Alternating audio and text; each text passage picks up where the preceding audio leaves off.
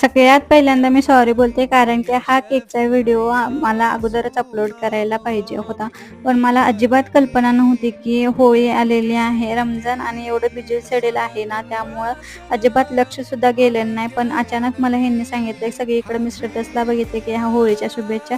म्हटलं अरे होळी आहे का काय? आणि त्यानंतरनं मला समजलं आणि त्याच दिवशी मला एक केकची ऑर्डर आली होती तीही.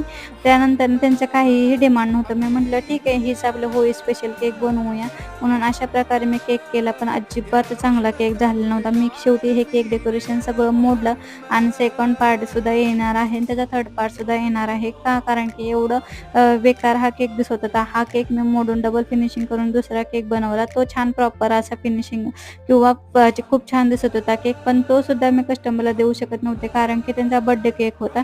माझ्या गोंडस यूट्यूब फॅमिलीला होळीच्या ढीगभर शुभेच्छा आणि नक्की सबस्क्राईब करून जावा.